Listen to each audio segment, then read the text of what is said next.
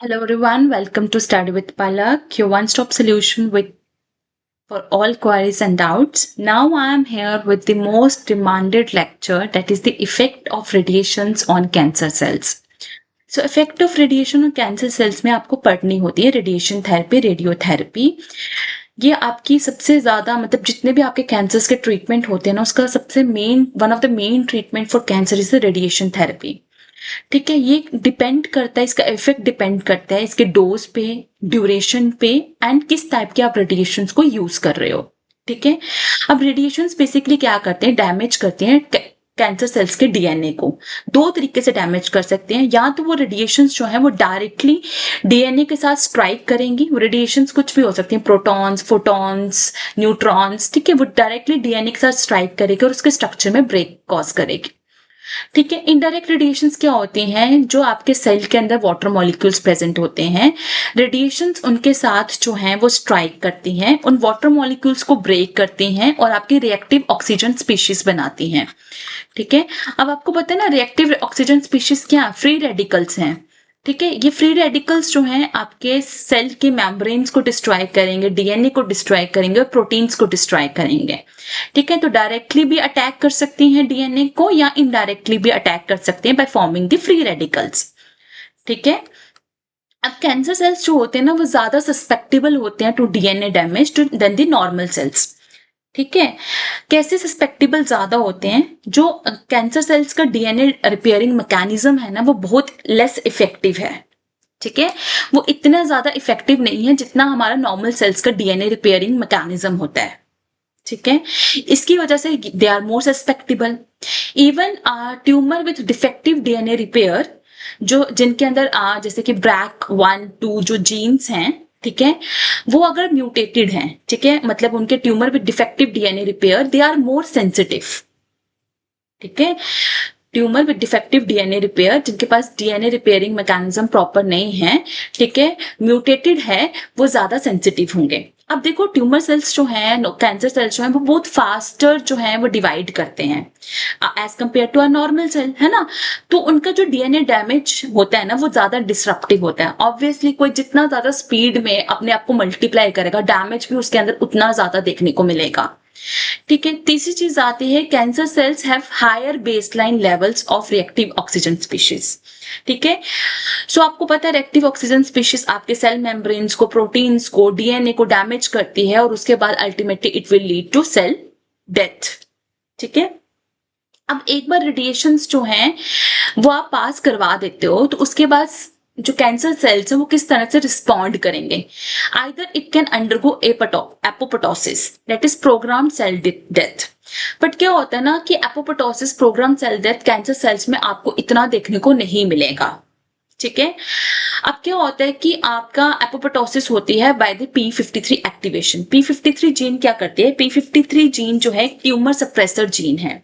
ठीक है, इसको आप गार्डियन ऑफ जीनोम भी बोलते हो। P53 जीन को आप गार्डियन ऑफ जीनोम भी बोलते हो, जो कि रेगुलेट करती है सेल डिवीजन की एंड डीएनए मैकेनिज्म को, डीएनए रिपेयरिंग को रेगुलेट करती है। ठीक है, ये तब ट्रिगर होगा एपोप्टोसिस जब आपका डीएनए जो है वो डैमेज हो जाएगा और रिपेयर नहीं हो सकता है। तो सेल क्या करता है कि वो खुद की ही प्रोग्राम सेल डेथ करवा देता है। ठीक है, बट ये बहुत रेयर करते हैं, कैंसर सेल्स जो है एपोप्टोसिस बहुत कम करते हैं। ठीक है, देन है माइटोटिक कैटास्ट्रॉफ। क्या होता है, कई बार डीएनए डैमेज सेल्स जो है वो डिवाइड करते रहते हैं, माइटोसिस करते हैं। ठीक है, और माइटोसिस के टाइम पे it leads to cell death. ठीक है, अब जो आपके डीएनए डैमेज सेल्स हैं वो आगे तो मल्टीप्लाई नहीं कर सकते, क्योंकि उनके अंदर जो डीएनए है वो डैमेज्ड है, वो मल्टीप्लाई नहीं कर पाएगा। ठीक है, और उसकी क्या हो जाएगी, सेल डेथ हो जाएगी। ठीक है, देन है सेनिसेंस। सेनिसेंस क्या होती है, that is arrest of cell division. Cells जो है वो परमानेंटली डिवाइड करना बंद कर देंगे, बट वो मेटाबॉलिकली एक्टिव होंगे। ठीक है, वो मेटाबॉलिकली एक्टिव होंगे, बट ये सेल डिवीजन जो है रुक कहाँ जाएगी, दे अरेस्टेड G1S और G2M चेक पॉइंट्स। इस चेक पॉइंट्स पे सेल डिवीजन है जो कि रुक सकती है, बट सेल्स फिर भी मेटाबॉलिकली एक्टिव रहेंगे। Then a necrosis, that is uncontrolled cell death. Apoptosis क्या थी, controlled cell death, but necrosis है uncontrolled cell death। जब आप हाई डोज के लोकलाइज रेडिएशन को यूज करते हो तो वो रेडिएशन डायरेक्टली सेल्स को किल कर देती है। ठीक है। अब मैंने स्टार्टिंग में बोला कि आपका इफेक्ट जो है वो देखने को मिलेगा, वो डिपेंड करता है कि आप किस टाइप की रेडिएशंस को यूज कर रहे हो। ठीक है। तो अब देखो आपके टाइप्स ऑफ रेडिएशंस आप कैसे यूज करते हो। या तो आप external beam radiation therapy use कर सकते हो। इसमें क्या होता है, एक मशीन होती है जो कि डिलीवर करती है radiations from the outside the body, like x-rays, protons वगैरह को डिलीवर करेगी। कहाँ पे डिलीवर करेगी, कैंसर सेल्स पे डिलीवर करेगी। दो तरीके से हो सकते हैं, इमेज गाइडेड रेडिएशन थेरेपी, ठीक है, कि आपकी पिन पॉइंट एक्यूरेसी आपको मिले। ठीक है, कि हाँ यहाँ पे आपकी ट्यूमर है तो वो इमेज पूरी बनी होती है और वहां पे रेडिएशंस को टारगेट किया जाता है। यहाँ तो हम क्या करते हैं, इंटेंसिटी मॉड्यूलेटेड रेडिएशन थेरेपी, कि अपनी रेडिएशंस को जो है इस तरह से शेप किया जाता है, ट्यूमर की फॉर्म में शेप किया जाता है, ताकि सराउंडिंग टिश्यूज को कोई डैमेज ना हो और सिर्फ ट्यूमर्स को ही डैमेज हो, रेडिएशंस वहां पर ही तक ही जो है वो स्प्रेड हो, उसको उस तरह जो है वो शेप किया जाता है। ठीक है। Internal radiation therapy, that is called brachytherapy. ठीक है। इसमें क्या होता है, रेडियो एक्टिव मटेरियल को बॉडी के अंदर प्लेस किया जाता है, इधर वो सॉलिड मटेरियल भी हो सकता है, लिक्विड मटेरियल भी हो सकता है, या तो उसको बिल्कुल ट्यूमर के अंदर प्लेस किया जाता है या ट्यूमर के बाहर प्लेस किया जाता है उसके पास। ठीक है। और कुछ टाइम के बाद उसको रिमूव भी कर लिया जाता है। तो वो ये टारगेट होता है, सिर्फ स्पेसिफिक एरिया पे ही वो जो है रेडिएशन जो है वो टारगेट करेंगे। ठीक है। एक होती है सिस्टमिक रेडिएशन थेरेपी, जिसमें आप लिक्विड रेडियोएक्टिव सोर्स को या तो स्वॉलो करते हो या तो इंजेक्शन के थ्रू इंट्रावेनसली लेते हो। वो आपके जो मटेरियल है वो ब्लड के थ्रू ट्रेवल करेगा और कैंसर सेल्स को थ्रू आउट दी बॉडी किल करेगा। ठीक है। अगर आप स्पेसिफिक प्रोटॉन्स को लेते हो तो प्रोटॉन थेरेपी बन जाती है। प्रोटॉन्स आपके पॉजिटिवली चार्ज पार्टिकल्स होते हैं, वो एकदम प्रिसाइसली जो है कैंसर सेल्स को डिस्ट्रॉय करते हैं। ठीक है। और एक बात बहुत इंपॉर्टेंट, कि प्रोटॉन्स जो है ना अपनी एनर्जी को रिलीज करेंगे at the end of their path, मतलब स्पेसिफिक डेप्थ में जाके अपनी एनर्जी को रिलीज करेंगे। ठीक है। और ये इनकी जो प्रिसाइज स्टॉपिंग पावर है ना, इसको बोलते हैं ब्रैग पीक। ठीक है। जैसे एक्सरेज वगैरह होती हैं, क्या आपके गई कैंसर सेल्स को डिस्ट्रॉय किया और जब बाहर निकलेंगी तो बाकी सेल्स से होकर निकलेंगी, बट ये क्या करती है, उसको डिस्ट्रॉय किया उधर ही अपनी एनर्जी को सारे रिलीज कर देंगी। बाहर जब निकलेंगी, मतलब ये ऐसे नहीं कि वहां से बाहर निकलेंगे, वहां से क्रॉस करके निकलेंगी, नहीं, वहां पे जाके अपनी सारी एनर्जी को रिलीज कर देंगे और कैंसर सेल्स को डिस्ट्रॉय कर देंगे। ठीक है। वहां से एग्जिस्ट वाला कोई इसमें कॉन्सेप्ट नहीं कि वहां से एग्जिट भी करेंगे। ठीक है। तो ये टारगेट करते हैं ट्यूमर्स को एग्जैक्टली एट दैट पॉइंट। ठीक है। तो इसकी वजह से आपके जो सराउंडिंग टिश्यूज है उनको बहुत मिनिमाइज डैमेज होता है। एक होता है स्टीरियोटैक्टिक रेडियो सर्जरी। इसमें क्या होता है, बहुत हाई डोज की रेडिएशन जो है थोड़े से एरिया में जो है वो दी जाती हैं, जैसे कि आपके नेक ट्यूमर या हेड ट्यूमर स्पेसिफिकली, वहां पर होता है 1-2 सेशंस जो है इसके दिए जाते हैं। हाई डोज ऑफ रेडिएशन होती है और उस छोटे से रीजन के जो ट्यूमर्स है उसको डिस्ट्रॉय किया जाता है। ठीक है। इसमें आपकी स्टीरियोटैक्टिक सर्जरी में आप एक्सरेज, गामा रेज को भी दे सकते हैं और ये डिपॉजिट करती है एनर्जी को, जैसे ये एंटर करती है वहां से एग्जिट भी करती हैं बॉडी से। ठीक है। तो जो प्रोटॉन वाली थी वहीं पर जहां पे ट्यूमर्स होंगे वहीं पे एनर्जी को रिलीज करती है, वहां से एग्जिट नहीं करती हैं। ठीक है। Okay. Then impact on cancer cells. अब रेडिएशन का इम्पैक्ट क्या होगा, सेल डेथ होगी, उनकी मल्टीप्लाई करने की एबिलिटी स्लो हो जाएगी, सेल्स जो ट्यूमर सेल्स हैं वो श्रिंक कर जाएंगे साइज में, बिकॉज सेल्स डाई होना स्टार्ट हो जाएंगे, उनको बॉडी से रिमूव किया जाता है। ठीक है। अब जो damage cancer treating blood vessels हैं, ठीक है, ये क्या करते हैं, डैमेज करते हैं कैंसर ट्रीटिंग ब्लड वेसल्स को भी through endothelial cell injury. Endothelial cells क्या होते हैं, जो ब्लड वेसल्स के सेल्स होते हैं। ठीक है। ब्लड वेसल्स को लाइंस करते हैं। ठीक है। तो ये क्या करती हैं, रेडिएशन जो करती हैं कैंसर ट्रीटिंग ब्लड वेसल्स को भी डिस्ट्रॉय कर सकती हैं। कैसे डिस्ट्रॉय करेंगी, उनके एंडोथेलियल सेल्स को डिस्ट्रॉय करेंगी, जिसकी से इन्फ्लेमेशन होगी और सेल डेथ होगी। बेसिकली क्या होता है कि जो कैंसर सेल्स हैं वो तो डेड हो जाएंगे। क्यों डेड हो जाएंगे, बिकॉज उनकी जो ब्लड वेसल्स हैं वो डिस्ट्रॉय हो रही है। ब्लड वेसल डिस्ट्रॉय होने की वजह से कैंसर सेल्स को न्यूट्रिएंट्स नहीं मिलेगा, ब्लड सप्लाई नहीं मिलेगी, जिसकी वजह से वो सर्वाइव नहीं कर पाएंगे, मल्टीप्लाई नहीं कर पाएंगे। पर नॉर्मल सेल्स को भी नुकसान होता है। नॉर्मल सेल्स को क्या नुकसान होगा कि ये जो वेस्कुलर डिस्फंक्शन हुआ है ना, मतलब ब्लड वेसल्स का जो लॉस हुआ है वो काफी लॉन्ग टर्म रहता है और उसकी वजह से नॉर्मल सेल्स में डिजीजेस भी हो सकती हैं। ठीक है। Radiation release tumour associated antigens. Radiation जो है ट्यूमर एसोसिएटेड एंटीजेंस को भी रिलीज करवाती है, ऑन्कोजेंस को रिलीज करवाती है, जिसकी वजह से इम्यून सेल्स उसको डिटेक्ट करते हैं, आपके टी सेल्स वगैरह उसको डिटेक्ट करते हैं और उन ट्यूमर सेल्स को डिस्ट्रॉय करते हैं। This is called as in situ tumour vaccine effect. ठीक है, in situ tumour vaccine effect, जिसमें आपके खुद का ही इम्यून सिस्टम जो है वो एक्टिवेट होता है और उन कैंसर सेल्स को डिस्ट्रॉय करता है। ठीक है, अब रेडिएशंस जो हैं, कुछ रेडिएशंस एक्ट करते हैं एज अ कार्सिनोजेन। ये मतलब एक डबल स्वॉर्ड की तरह काम करती है, दो तलवारें, आगे से भी और पीछे से भी। मतलब कि डबल स्वॉर्ड का मतलब क्या हुआ, मतलब ट्यूमर सेल्स को डिस्ट्रॉय भी कर रही है और खुद भी एज अ कार्सिनोजेन के, कार्सिनोजेन क्या होता है, कार्सिनोजेन होता है ट्यूमर कॉजिंग एजेंट, है ना, जो कैंसर कॉज कर रहे हैं। तो ये कैंसर को कॉज भी कर रही है और कैंसर सेल्स को डिस्ट्रॉय भी कर रही है। तो radiation can also induce cancer when DNA damage is not repaired correctly. ठीक है, सो रेडिएशन कैन एक्टिवेट ऑन्कोजिन्स। रेडिएशन जो है ऑन्कोजिन्स को एक्टिवेट भी कर सकती है, लाइक रास, RAS, MYC, या ऑन्कोजिन से ये इनको एक्टिवेट भी कर सकती है और ट्यूमर सप्रेसर जीन्स को इनएक्टिवेट भी कर सकती है, लाइक T53RB, इनको इनएक्टिवेट भी कर सकती है।